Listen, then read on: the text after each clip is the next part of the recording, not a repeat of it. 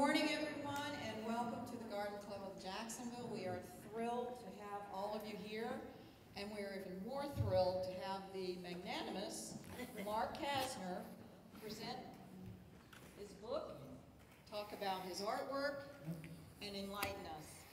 Thank you, and enjoy. Thank you. Good morning, everyone. Can everyone hear me well? Awesome.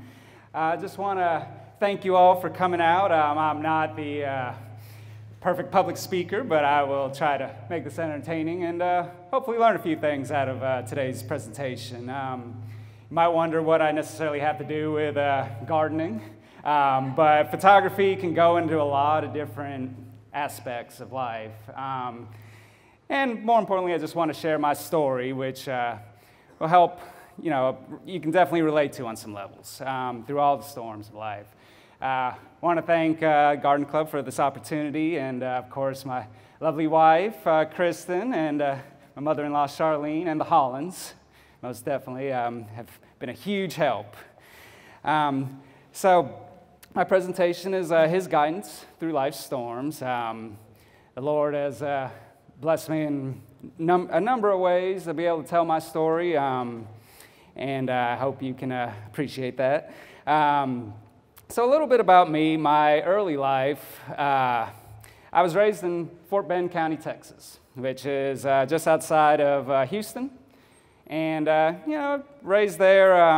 It was beautiful country. I went to a school with about 500 people in it, but I used to make a joke that during the day, it was a larger school than the entire town. The town had about 350 people. I remember they got their first traffic light when I was in 5th grade. Yep. But, just going to school, listen to George Strait on the radio. You can probably hear a little bit of my Texas accent. Definitely not Florida. But, I learned there, and I keep this in mind for later on in the presentation, but famous last words. I wrote this when I was in 2nd grade. When I grow up, I will be a seller. Not I want to be a seller. No, I will be a seller. I forgot about this for 25 years, and then one day I just came across it, and it was just amazing, how prophetic it was in life. So back to my life in Texas, it involved a lot of barbecue. Let's see here. So swinging door, they used to clear out on Friday night to have square dancing, and some of the best barbecue in the area, in the world. Some of the best barbecue in the world, I will say that, Texan. So, hope I didn't alienate anyone right there, but, lots of trips to the Alamo, learned a lot about Texas history. And here's a great photo of Houston, where we grew up. Now, towards my teenage years, my parents got a divorce, and it changed my life. I always say to my two stepsons, who are 7 and 10, Gavin and Logan, that life is full of choices, don't it, honey? And,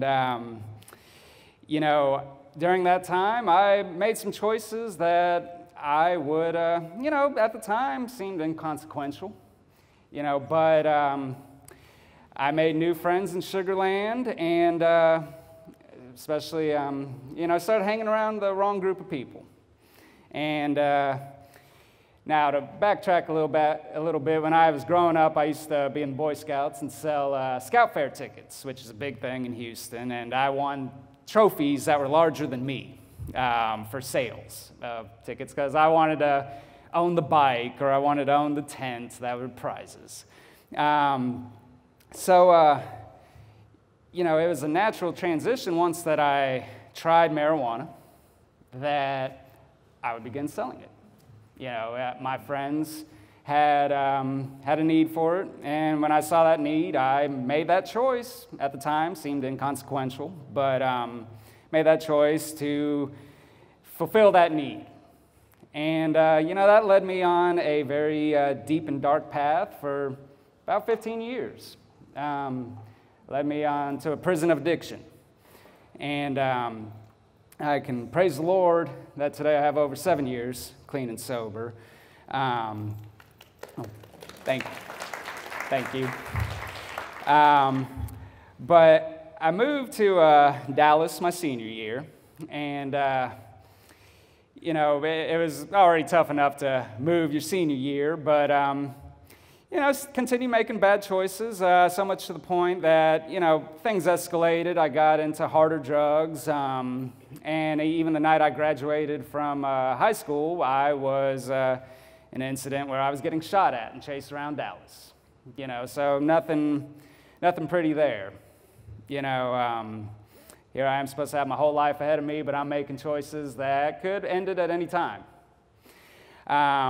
So I finished my year up in Dallas, and then I went back home to Houston. I attended University of Houston and lived on the campus dorms. And what do you know? My first day as an 18-year-old in campus dorms, I get caught with alcohol.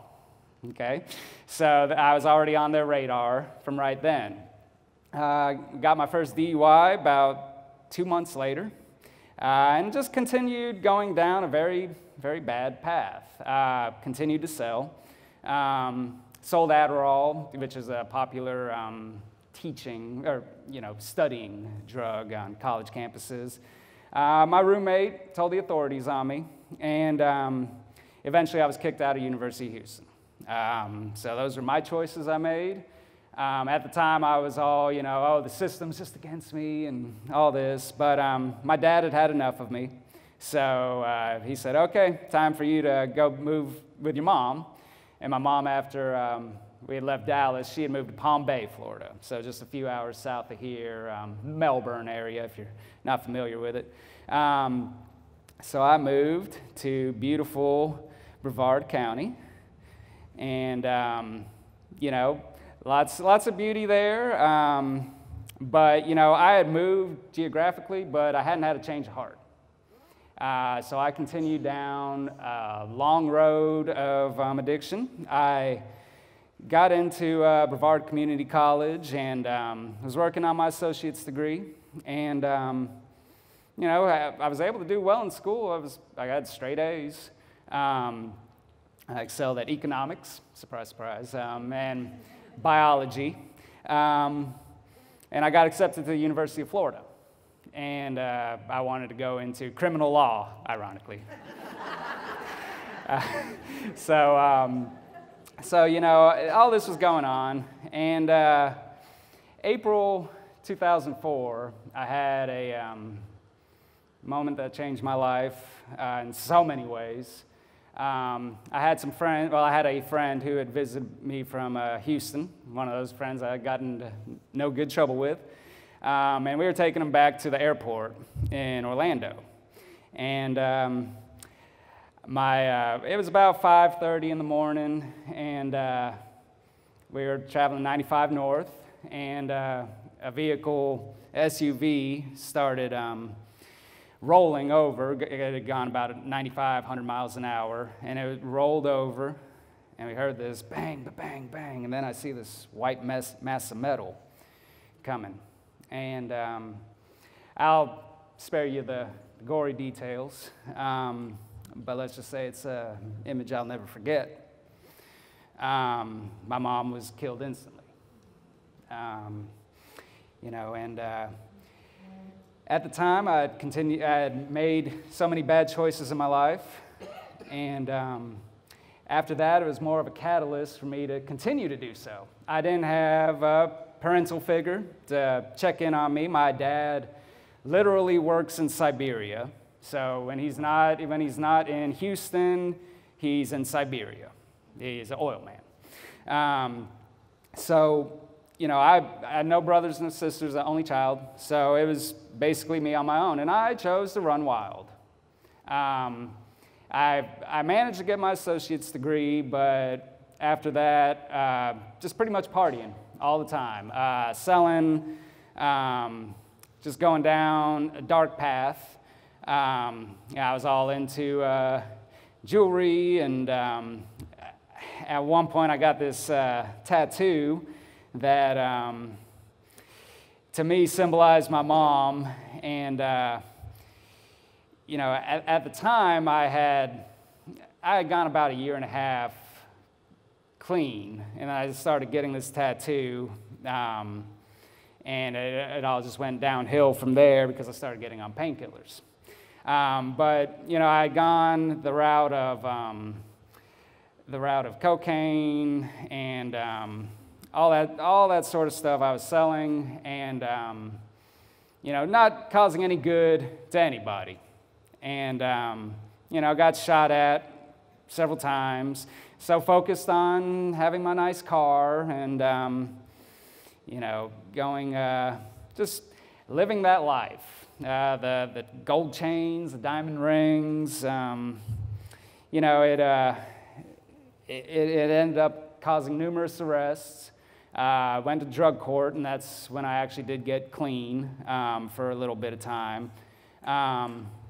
What had caused that was I had a DUI where I was going about 100 miles an hour and totally blacked out. I woke up one morning in Indian River County, had no idea how I got there. But still, that still wasn't enough for me to change. I say that pretty much from 2004 to 2012, when I did finally get clean, just very much a blur in a lot of ways. I continued down this life, and I could elaborate more on it, but you get the gist of that life I led. So I continued with the pain pills, and the thing about pain pills is they cause a physical addiction as well. So I ended up having a $500 a day habit, and I was, supporting a lot of drug activity to make that happen. But it left me terribly addicted physically, where even, I tried committing suicide several times, and I wanted to get clean. But by that point in my life, every single person around me was in that life. So even if I went 2 or 3 days without something and decided I wanted to get clean, inevitably something would happen where I would get sucked right back in. During this time, my fiance at the time we had an argument in the bed in my house, and she had pointed a shotgun at me, and I got up on the bed, threw the shotgun into the bed, and she fired. So, and I had birdshot in the shotgun, and nearly took my foot off. So I'm very lucky, very grateful for all my limbs, my fingers and toes, and my life. Because, I have a lot of people from back then who didn't make it. That fiance I talk about, she didn't make it. But I did manage to get to church one day. And this was July 2012. And I knew that I was an addict. I knew that I was powerless over my life, and I wanted change. I genuinely did. But I just felt so helpless, so hopeless about the whole thing. So 2012, I gave my life to Jesus. And, I was still an addict. I was still out there living that life, but I knew I needed a Savior. And, fast forward to about September of that year, and I'm doing some community service, and all of a sudden, Brevard County Sheriff's Office comes up and arrests me. Okay, so this was from a charge where someone had wore a wire and bought from me confidentially in February of that year. And they were picking me up now. And when I read the charges, or when they read me the charges, I was really grateful, because I said, no matter what, I mean, these are serious charges, but I said, at least with this time, I can get clean. Because I'm getting away from that environment. And while I wouldn't exactly say I was excited to go to prison, it awakened a flame that I had the opportunity to change. So I ended up getting sentenced, and that's my DC number, E27214, sir. You have to say that several times a day for count time. But I was shipped up to Quincy, Florida, right outside of Tallahassee. And altogether I did about 16 months. So as they would call, I was a short timer. But that was, 16 months. It's still a lot of time to change and focus. And I figured I'd use that time as creatively or as productively as I could. To be honest, it took me about 6 months of not having drugs in my system to feel normal. 6 months. Imagine trying to live out in society and trying to function, trying to keep your bills paid, and have to go through that. Where you can't sleep, and all the physical aspects of withdrawal.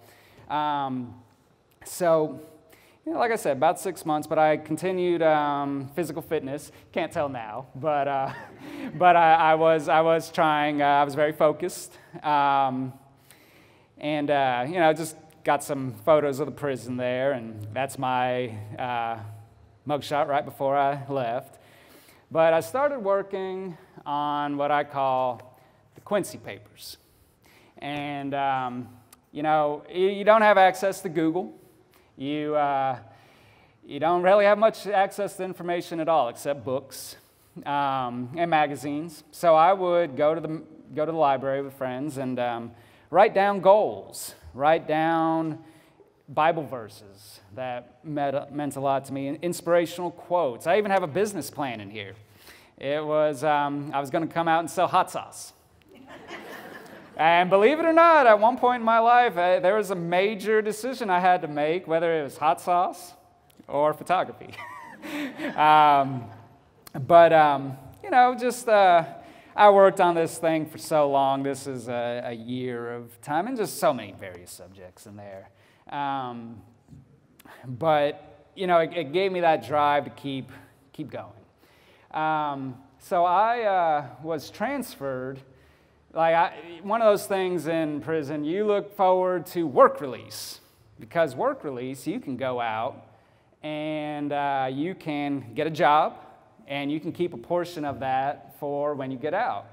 So I'd signed up for work release, and you have to give them 3 options. So I chose Orlando, Central Florida areas. They said all of a sudden I was getting transferred to Jacksonville.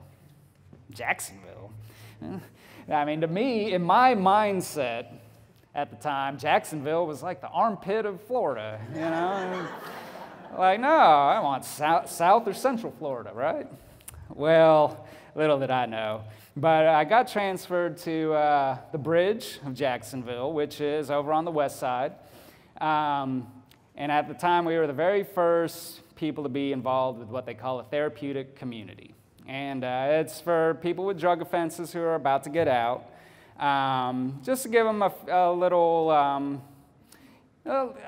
comprehending life, in a lot of ways. They give you little classes to prepare for that. They have a shop class there, stuff like that. But I had the benefit of being the very first person to ever be released from that program, not because I was excelling in any sort of way, but because I just had the shortest sentence. Everybody who went there, it housed about 300 people. We were the first group of 30 So we had what do you mean we're not going to work release? Because we all wanted to make money. We wanted to go to the outside. But we got to hear that as each bus got transferred in each week behind that. So like I said, I was the first person to be released, and they do allow you to have cell phones towards the end of your sentence so you can transition with people. So I got a cell phone, and here is actually a group of us. You can't see it too much, but those are all guys that were in the dorms with me. But during that time, I continued reading the Word. And one of those verses that really stuck out to me was Galatians 4:9. But now that you know God, or rather are known by God, how is it that you are turning back to those weak and miserable forces? Do you wish to be enslaved by them all over again?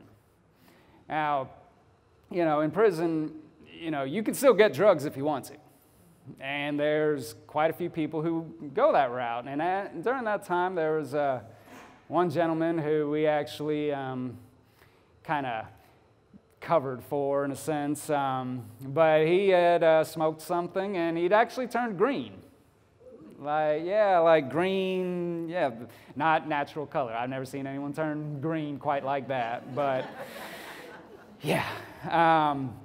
But during that time, I had another life-changing event where when you're getting out, you're very nervous about where you're going to live, how you're going to get a job and pay for, halfway houses and stuff like that. But the gentleman actually on the right there, he told me about this place called Prisoners of Christ.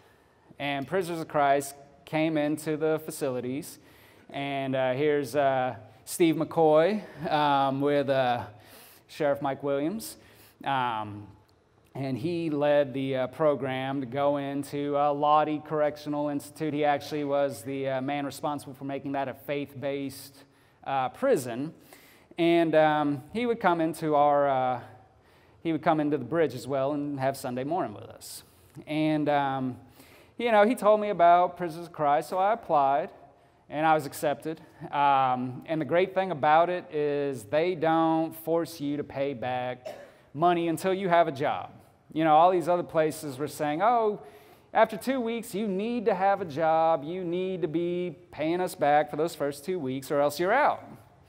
Okay, well, I didn't know anyone in Jacksonville. Here I am with a fresh felony, and you want me to get a job right away. I mean, I'm going to try, but the deck's stacked against me a little bit. So I was released January 5th, 2014. This is my stepmom and my dad. They drove over from Jacksonville, or from Houston, to come pick me up. And we went to the landing. That was my first photo as a free man. We went to the landing and just hung out. Now, one of those things, I had been a GED tutor while in prison, and I had met a fellow GED tutor who told me about this place called Riverside. You got to go to Riverside. If you're going to live in Jacksonville, you got to go check it out. So he didn't have Google, so he drew me a handmade map, which was amazingly accurate.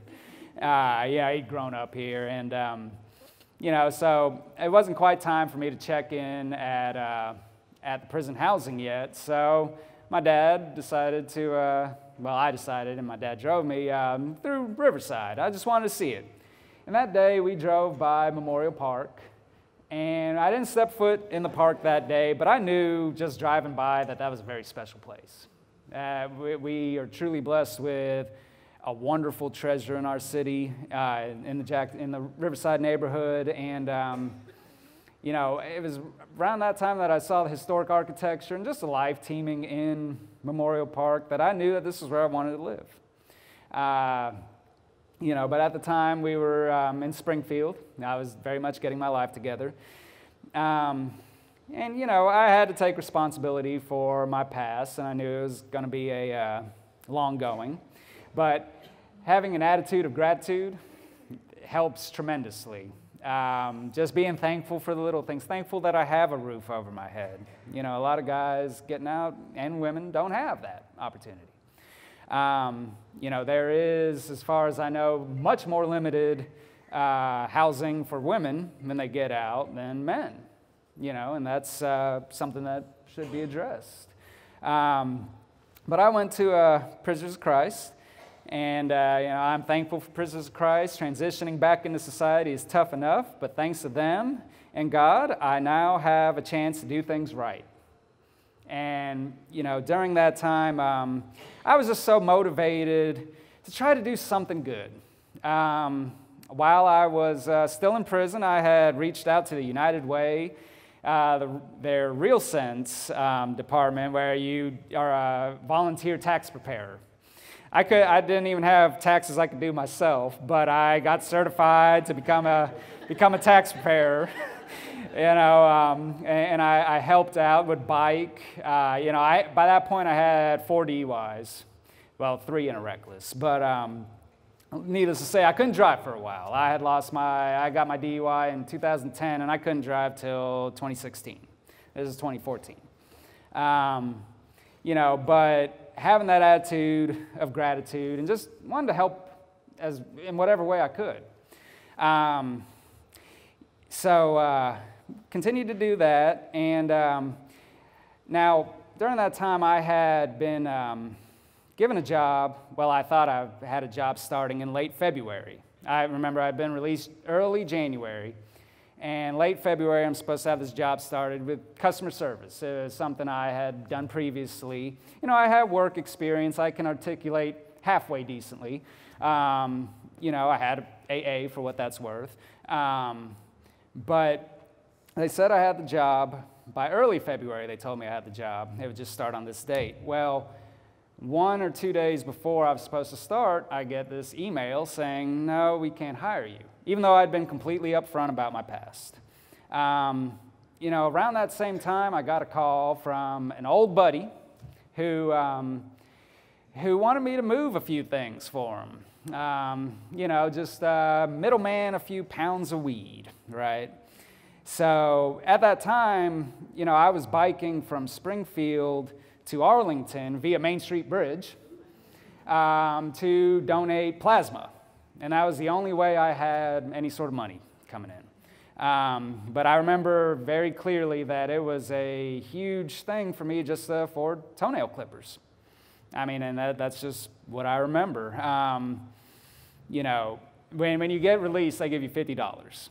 And now, mind you, when you get out, you need a license of some sort, so that's $32 right away. Doesn't leave you with much.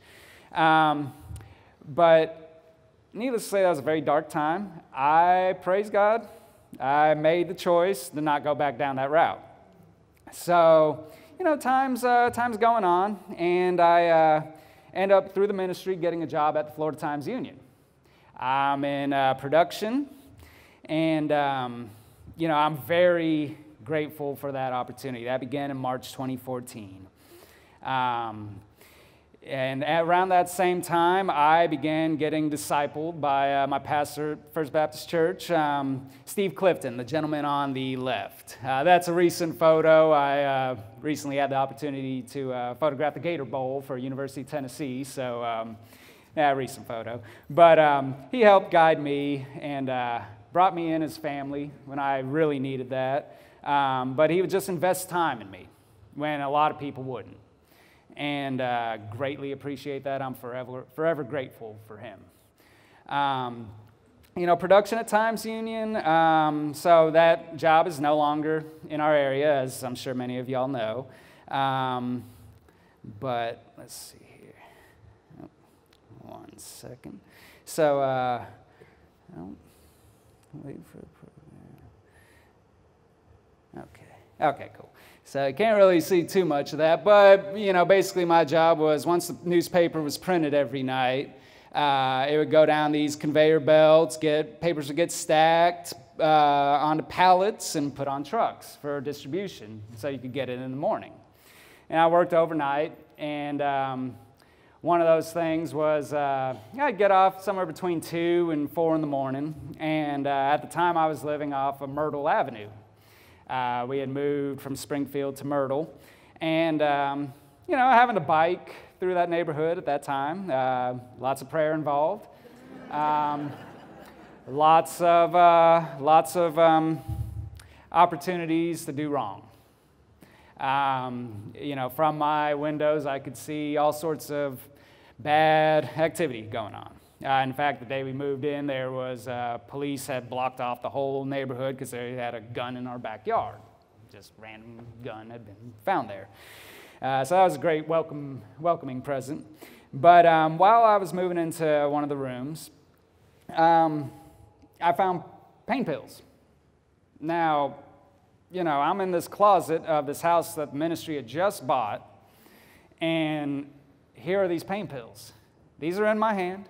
Nobody knows, except me and God. And I had a choice to make that day. I praise the Lord for having that ability to give those pain pills without hesitation to the leader of the house, and at that time he flushed them. Now that's probably not the best practice, for water systems and all that, but give me a little leeway on that day. But I hadn't had the opportunity because we were moving that day to read my daily devotional. I read it afterwards, and it was 1 Corinthians 10:13. No temptation has overtaken you except what is common to mankind, and God is faithful. He will not let you be tempted beyond what you can bear. But when you are tempted, he will also provide a way out so that you can endure it. Now, that's a God thing right there. It truly is. But again, I had that choice, and I was blessed with the opportunity to not go back down that road. So I continued doing well at Florida Times Union, and in what is pretty much a dying industry, I continued to advance. I ended up becoming the team lead of shipping at the Times Union, and I had one of the coolest offices in all of that building because I was right on the river. The shipping department goes right back by the river, so all the big trucks go in there, but that was my view. By this time, I had saved up every penny I could and moved out of Myrtle Ave. My buddy, who was a GED tutor, got out, and we got a house in Riverside, apartment, over by John Gorey. And at the time, I didn't even have a mattress. I slept on the hardwood floor. But I was just so grateful to be there. So grateful to be in a good, decent neighborhood and truly just keep continuing to start my life over. He ended up going back, making poor choices, and ended up going back to prison. And I had some tough experiences with that, but those are ultimately his choices. So, during this time, if you read the newspaper, I would be the guy on the giant forklifts grabbing 900-pound rolls of paper off the truck and getting them all ready for the pressmen to run their operations. During that time, I met a great influence in my life, Robert Tebbs. Robert Tebbs was the security manager for the Times Union and also a giant love of photography. Around this time, now, you got to think, at Times Union, I had a 7-minute commute from John Gorey to Times Union. I had to be on a bicycle, so, I'm catching sunrise at 7 a.m. 10 months of the year, so we have a beautiful city. I hear people try to say not so. I beg to differ. But, I started taking photos on my cell phone. And I had a process I called guerrilla photography where, I had to be at work 7 a.m. sharp. If I was a minute late, I was getting rode up. So, I would take photos on the phone. If I couldn't be back on the bicycle within a minute, I wouldn't do it. And I did that practice, just capturing different angles of downtown, of just life as I saw it. But Robert Tebbs, during that time, he blessed me with a camera.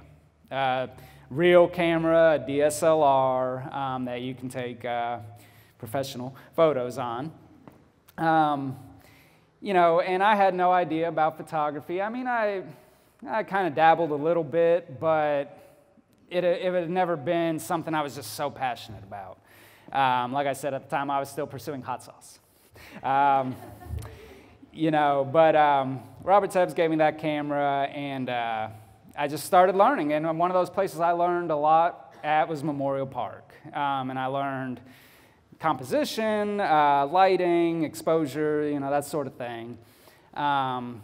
And around that time, my pastor, Steve Clifton, his wife had encouraged me to try out for the First Baptist Passion Play in 2015. So I became a disciple on stage. I had no theatrical experience. Still don't, not besides that. It's a very big production if you've ever been. It's a massive production. And one of those things is it requires makeup. And, I'm doing they start you learning this in February and, probably late January, actually. And, you're rehearsing, and I saw this one lady that particularly caught my eye, and what do you know? She did my makeup. She did my makeup 3 of those 4 days. So yes, I met my wife because she did my makeup. Yep. Sometimes if I don't give a little context to that, people are like, huh? How's that work? So we met there, and, we started talking, and the first date we had was in Memorial Park, right along, right by the balustrades. We sat and talked, and, at the time I had no money. I was living truly paycheck to paycheck, and I like to say that, she wasn't real familiar with Memorial Park. I said, well, I brought the park, and she brought the coffee.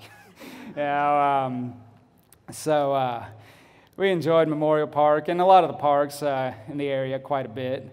Here's just some photos of, different cell phone shots I took during that time.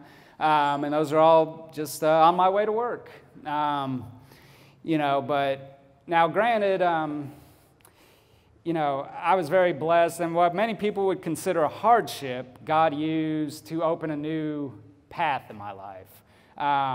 Now, don't get me wrong, on days when it's raining, days where it's 1,000 degrees out, yeah, it can be a hardship. But, having that attitude of gratitude was what saved me from thinking too negatively about things.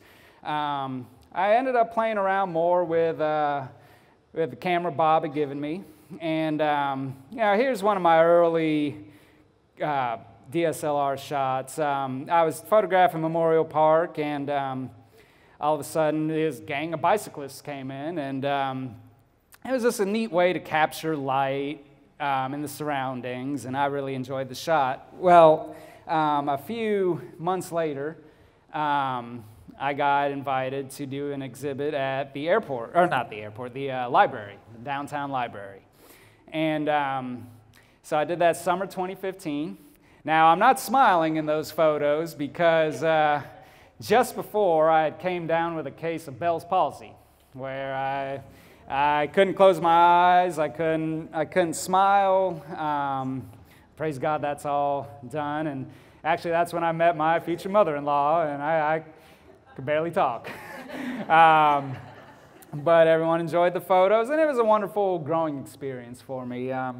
Just put my heart and soul into this exhibit and for it to be well received. Things between Kristen and I continue to grow, and we take some trips. Here's a photo of a beautiful barn I love. I have a passion for barns. I say my best vacation is just give me a week down a bunch of dirt roads and let me see what I find. And that one in particular always caught my eye. During that time, I continued to grow as a photographer. So this photo here is a cold front, and you can't see it too much on the top there, but the sky is very streaked. Now that's what's called a long exposure. I just happened to see while I was studying for my bachelor's degree, by the way, I had begun my bachelor's process at FSCJ, and I was studying, I saw the clouds just moving by super quick from this cold front. And I went out there and caught this. That's about 100 seconds of exposure that the camera is open, and I'm capturing the motion of the clouds coming by. I always had a big passion, especially early on, for long exposure photography. I love it. It's basically, where you're capturing light in a creative way. And, there was me and there was one other photographer out there that day because it was like 20 degrees. And the other photographer was photographing a wedding. And I had all these bridesmaids with no jackets, no, shoulderless dresses and all that. And they're looking like they're trying to have the time of their life. It's 20 degrees out there. They're walking by the friendship fountain, and I just think, two photographers out there that day, two very different images.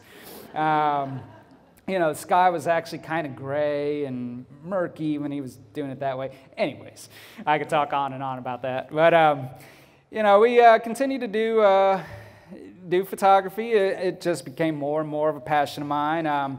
This is a photo of Atlanta.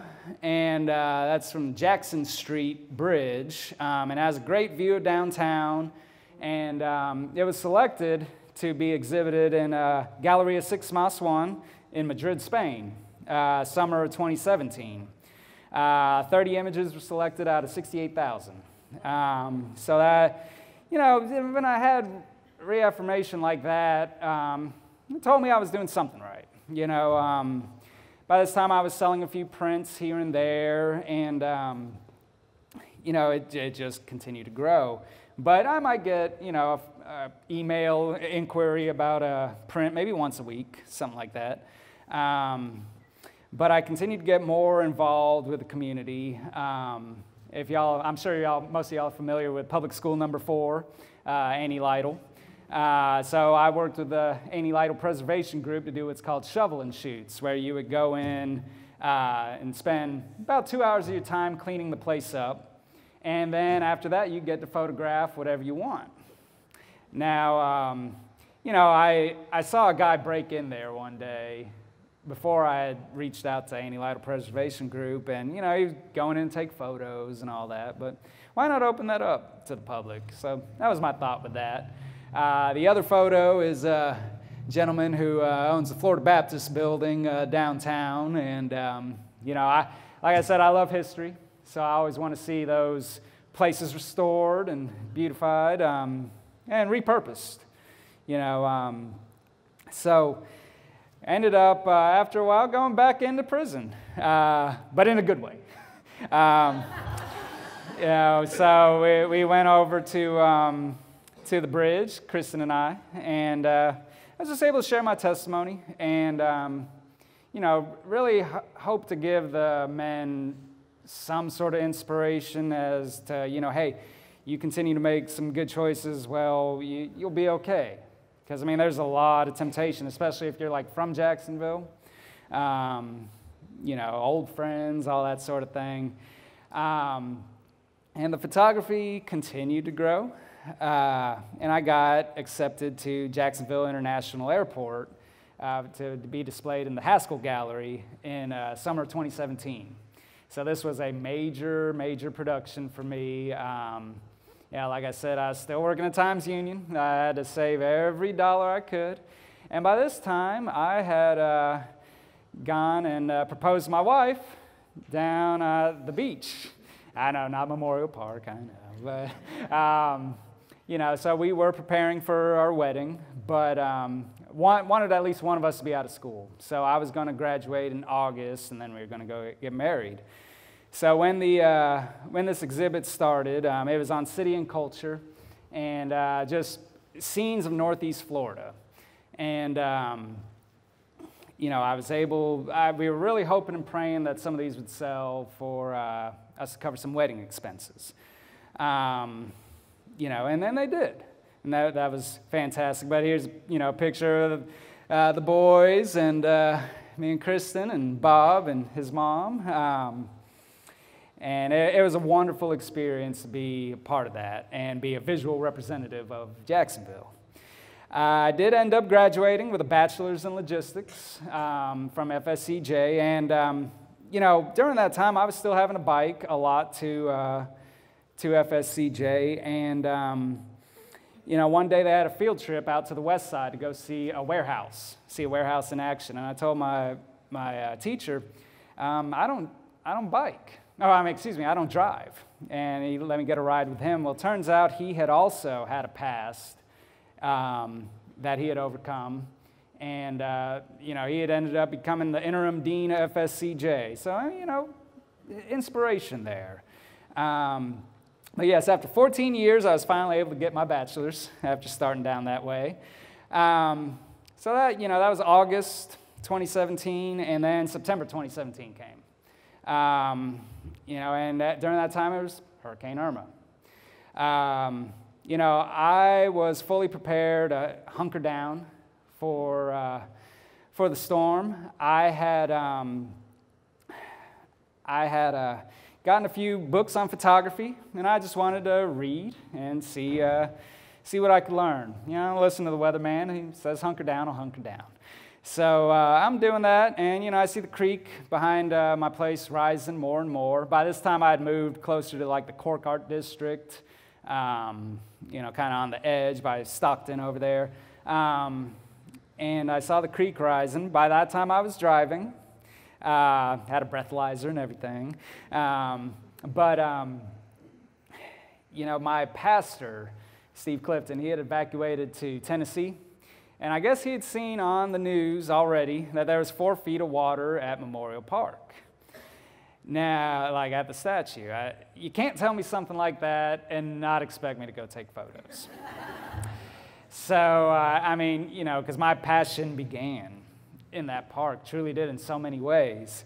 So I got on my finest pair of safety sandals and got in the car, figured I'd go down Stockton Ave. Well, that wasn't happening. It was Stockton Road. I figured I'd go to Riverside Ave, and it was all flooded, quite a bit.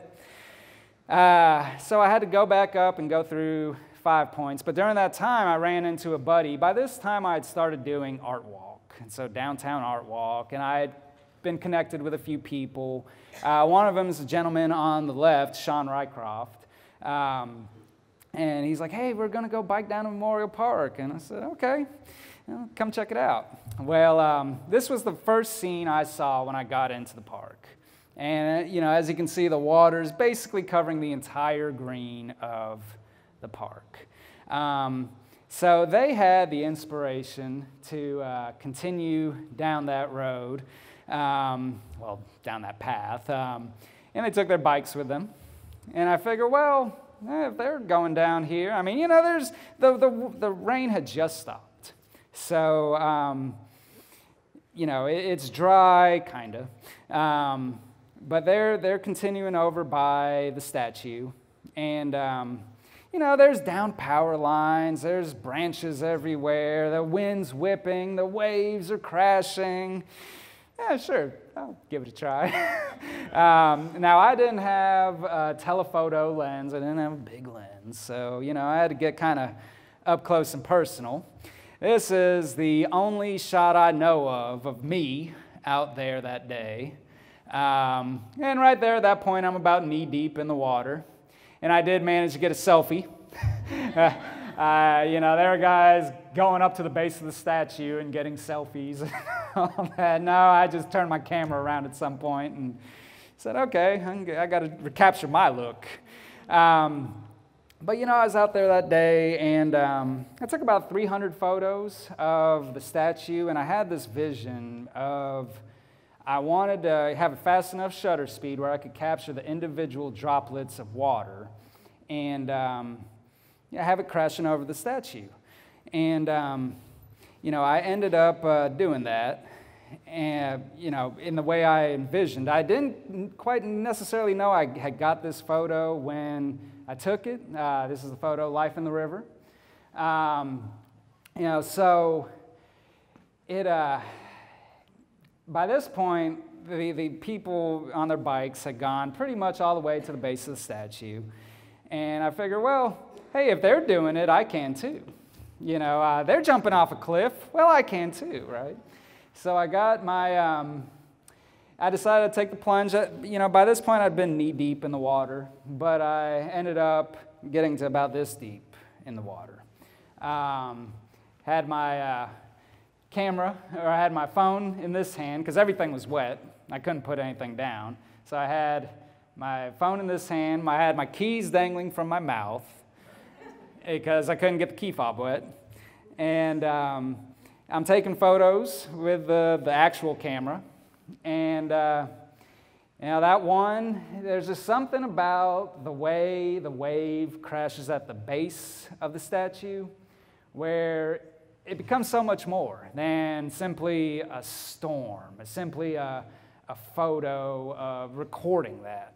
And I get reminded so much of Charles Adrian Pillars when he created that statue in 1924, 1918, somewhere around there, after World War I. He created a sculptor's statement. With this vivid picture in mind, I constructed a sphere to represent the world, engirdled with masses of swirling water typifying the chaotic earth forces. In the surging mass of waters, I shaped human figures, all striving to rise above this flood, striving for mere existence. Last, surmounting these swirling waters with their human freight, I placed the winged figure of youth, representative of spiritual life, the spirit of these boys, which was the spirit of victory. Immortality attained not through death, but deeds, not a victory of brute force, but of spirit. This figure of youth sacrificed wears his crown of laurels won. He holds aloft an olive branch, the emblem of peace. Very prophetic, considering everything we went through as a community that day, and in the months, years that have gone on since. A lot of people still rebuilding from that storm. To give you an idea, I'm sure most of y'all are familiar with the park, but here's a during and after photo. Same angle, everything like that. I knew from photographing in the park so many times that I just wanted to capture it from this angle, not straight on, because I've never really cared for that angle. Brooks, would you mind passing out those two right there? Thank you. I'll just hand out a few things just so you can get a close-up view of it. News article about that the Times Union did. So, that photo, I shared it on Facebook, and instantly it went viral. It was covered on WJXT on their River City Live, their first broadcast after the storm. It was covered on the morning show, Jacksonville Magazine, the Olmsted Preservation Field Notes, Florida Times Union, Resident News, Void Magazine, all over the place. But I also estimate that just through simple shares on Facebook, about 1 million people saw it within a week. I've never experienced anything like that. I thought, well, hey, I got 500 likes on a photo. That's cool. But no, this thing went to a whole different level. And I feel people could definitely connect with it. If you've ever been in the park, which I'm sure pretty much all of y'all have, you can relate to it. When I would share it with international communities, they wouldn't quite get the same effect. They think it's a cool photo, but they don't have that emotional connection to the park. They don't have memories there. And I did submit this for many different things. And here's a photo of the two gentlemen I mentioned earlier with their bicycles, basically at the base of the statue. And it was shared with National Geographic on their Your Shot campaign. and it was about climate change. And this is what the editor, Katie Orlinsky, National Geographic contributing editor, had to say. Wow, this is a wild and intense scene you were able to capture in what I'm assuming is very close to home. That means a lot to the viewer. For those who have been fortunate enough to never live through a natural disaster, it helps us stop and feel and sympathize. That's our role as photographers, to share the truth and make people feel something. Great job, and thanks for sharing. Yeah, so that's pretty cool. I ended up announcing I would be sharing prints or selling prints pretty much immediately. Now, after I had taken that photo at Memorial Park, I had gone on and photographed, Times Union Building, downtown, San Marco. If you're interested in more photos, please feel free to check my website. I have cards here with that. But I went over to San Marco. They had just opened the bridges up, and I saw a first responder saving a family. And at that moment, my lens fogged up, and I couldn't get the photo.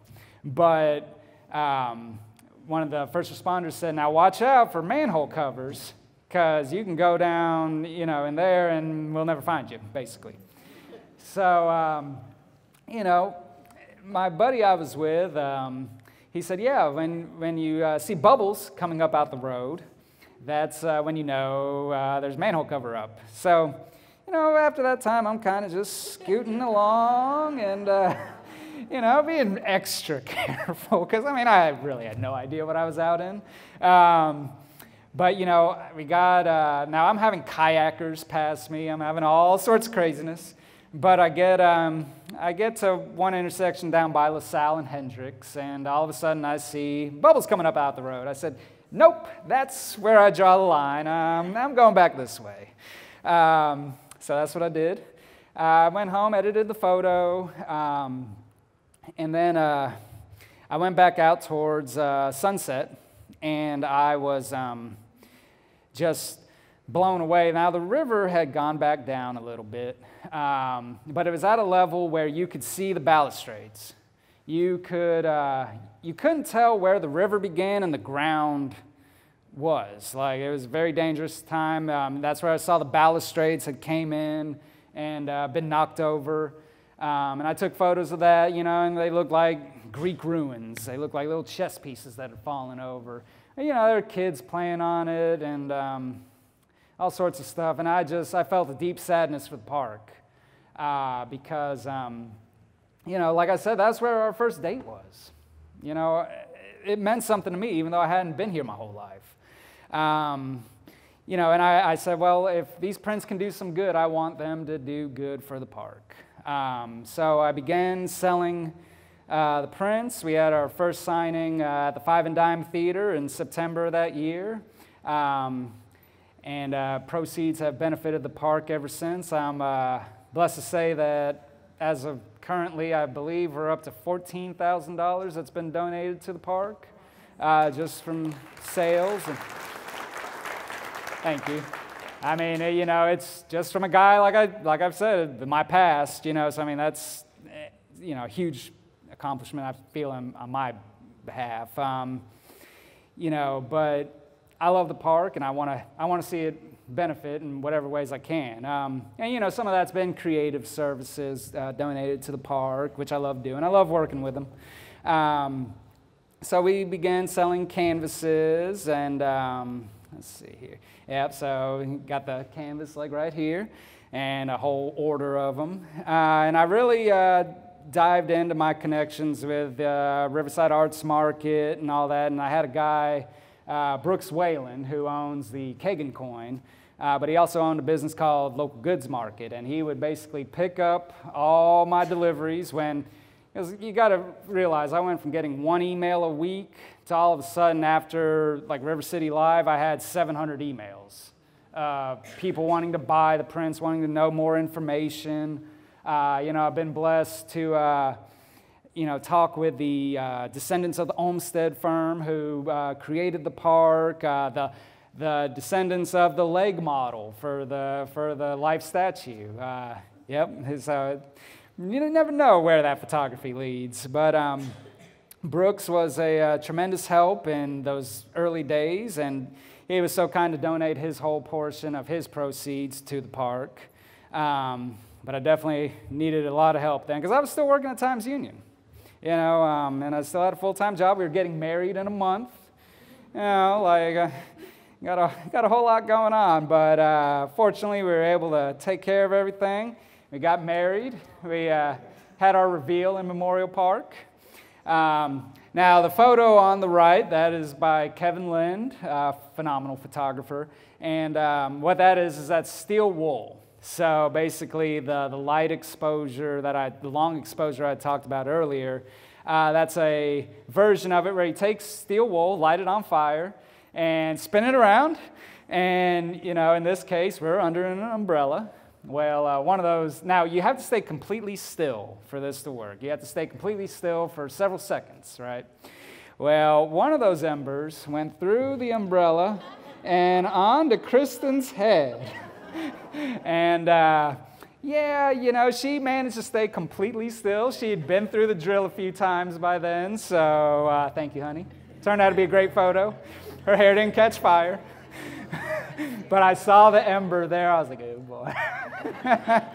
But life after that just really got fast. And here's a photo of 5 Points that I did with Resident News for an article they had a while back. But just the busyness of life. And, I continued loving my passion of photography, and I made so many great relationships after then.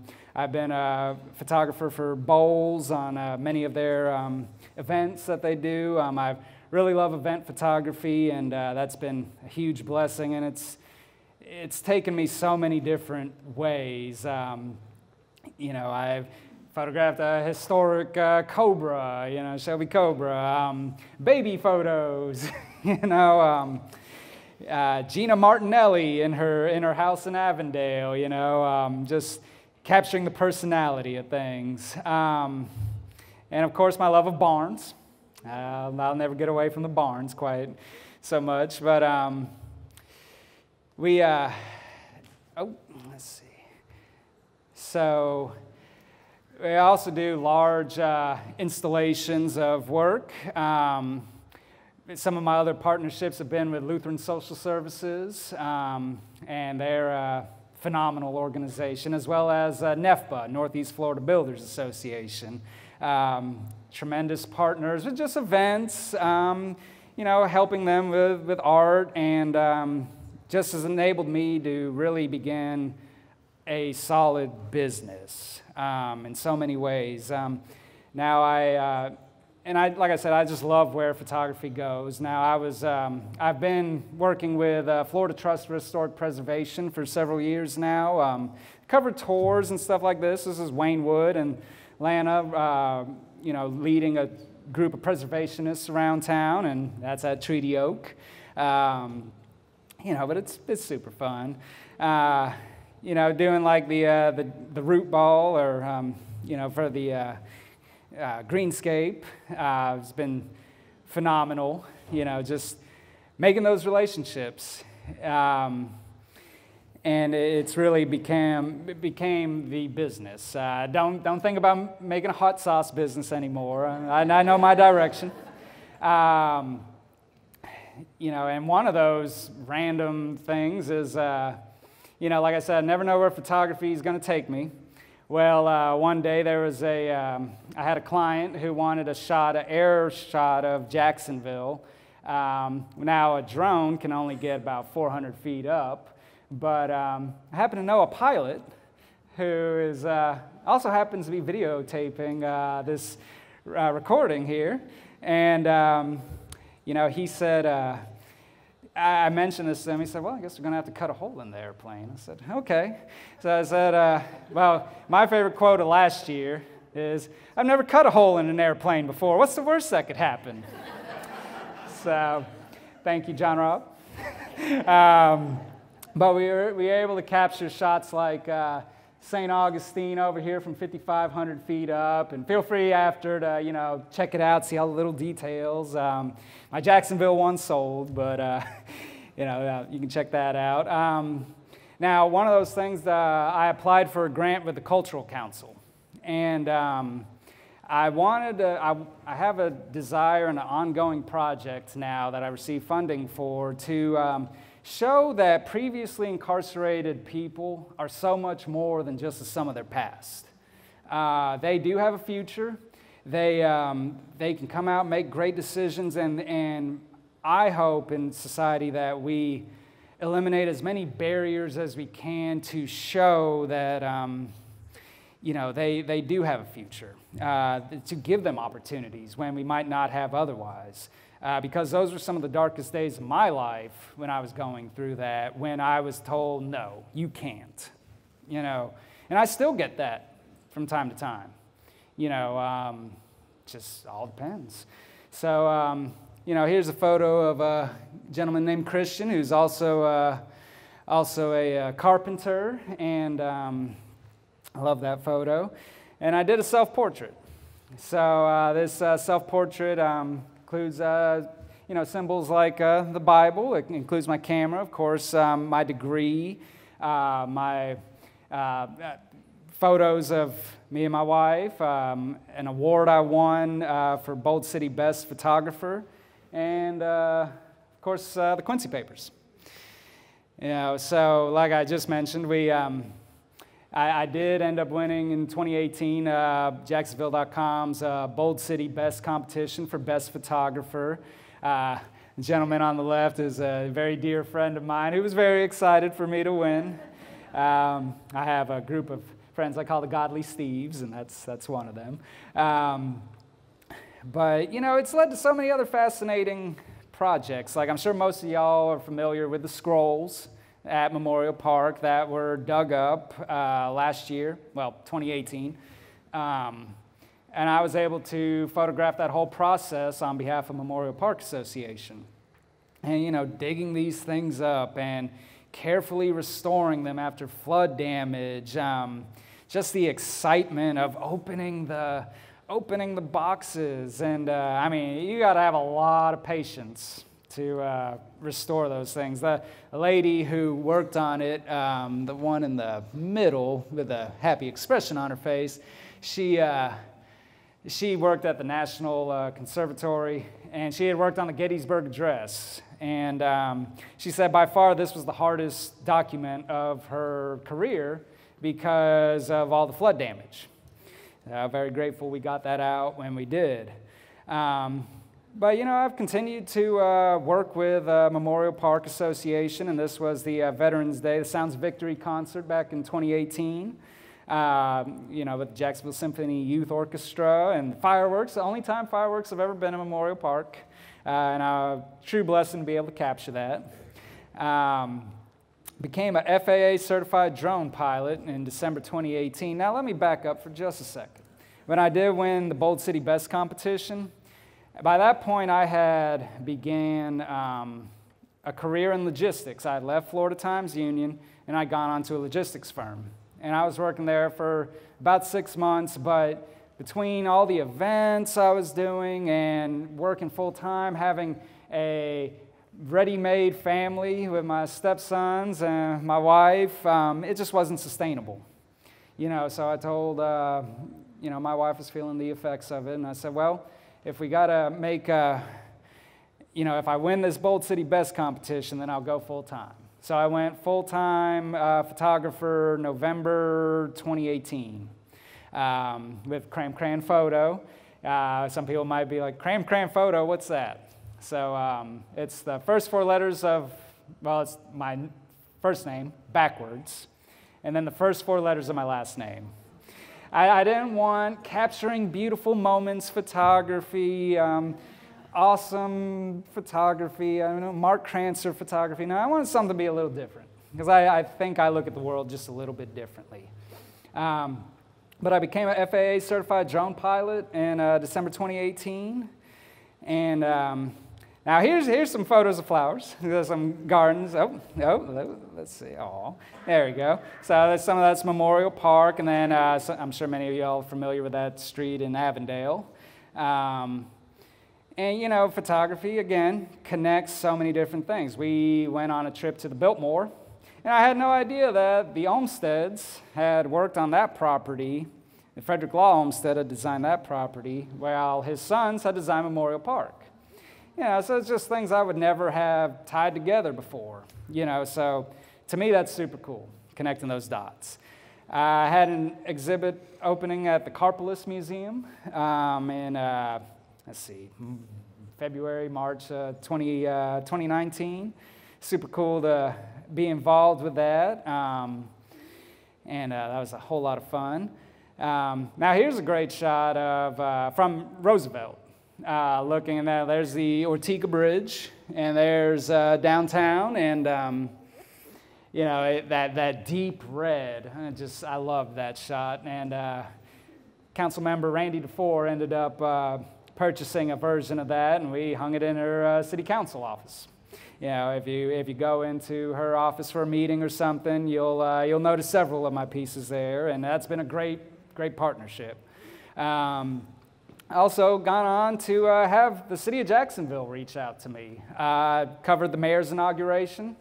Now, despite whatever politics you have, that's still, in my opinion, a pretty cool event to capture.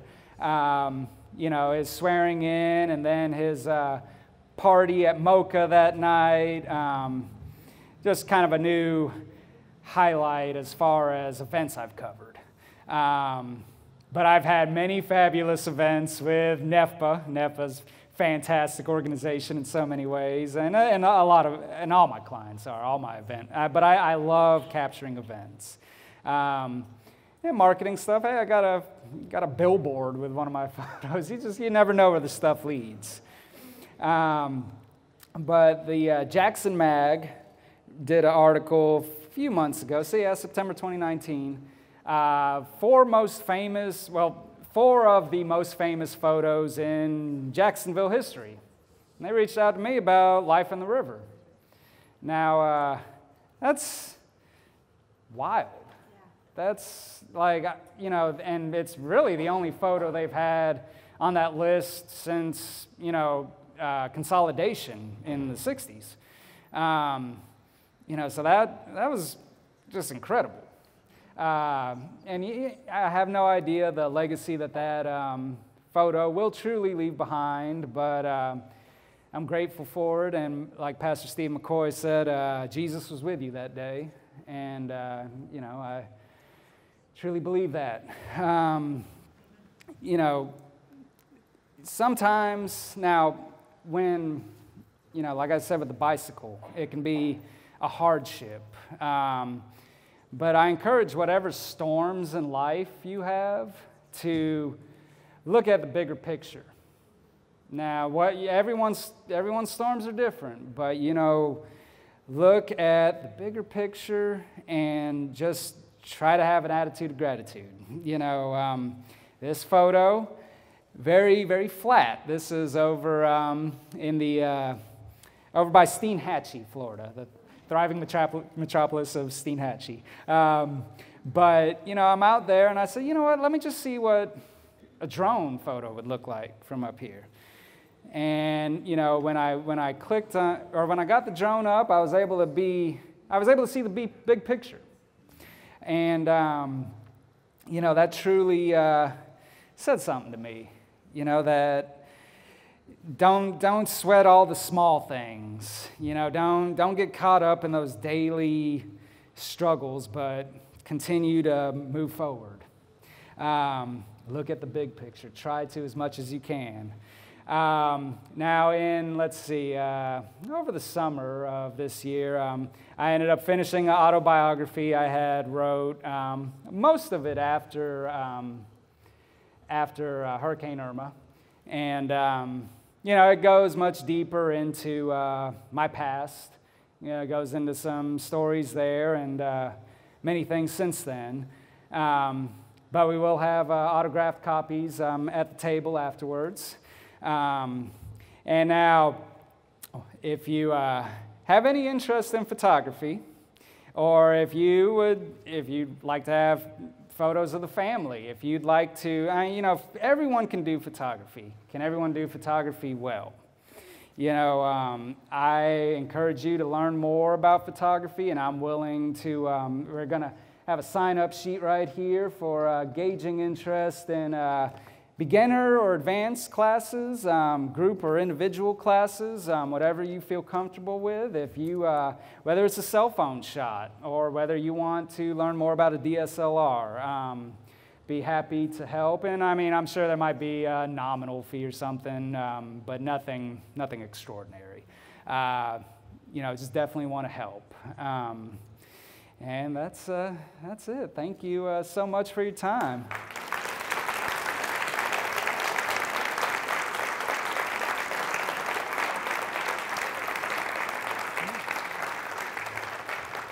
Are there any questions? Are there any questions? So you're doing these long shots without a tripod? Yes, ma'am. Oh, no, excuse me. I'm sorry. Yes, most of these long shots are done with a tripod. Yeah, anything over or longer than like 50th of a second, yeah, I'm going to definitely use a tripod. Yep. Yes, Susan. I'd love for you to introduce Lisa Kirkwood and tell a little bit about how she encouraged you as you were getting all those hits on your picture. Of how course. She helped you, and also Come on up, Lisa. share a little bit about it. Come on up, Lisa. Yeah, I'm encouraged to oh, you couldn't hear the question. And tell them a little bit about her ministry. So Lisa Kirkwood right here, and yes, I should have mentioned a little bit more of her in my testimony there, but Lisa reached out shortly after, with any production, it takes a team. It truly does. I have a wonderful team who's helped me today, everyone from the Garden Club to videographers to my family, to Brandy, who's helped out tremendously. But after Hurricane Irma, I was just slammed with so much coming in. And Lisa reached out with a desire to help however she could, and also got me in touch with Lindsay Powell. Now, Lindsay Powell is a tremendous graphic designer. Basically said, hey, I want to help however I can. I will design you a logo. She told me she would do all this stuff, and she followed through. She says, you're not really up for discussion about this. And so she helped me redesign a website, get a logo. And Lisa has a tremendous ministry called Bouquets of Kindness. And they go into senior citizen homes and basically give people give the elderly flowers to make bouquets.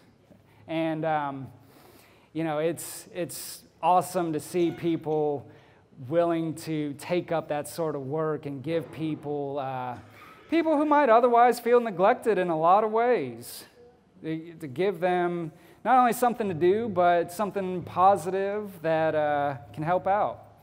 And I'm very grateful for Lisa sharing in so many opportunities. It's been a great partnership. Other questions? Oh, thank you.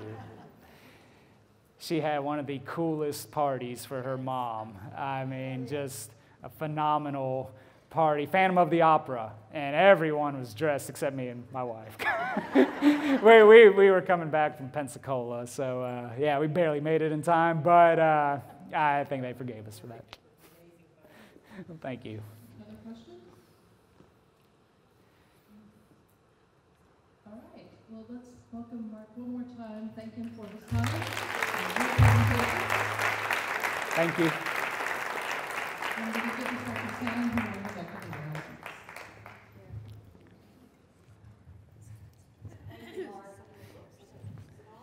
Yes.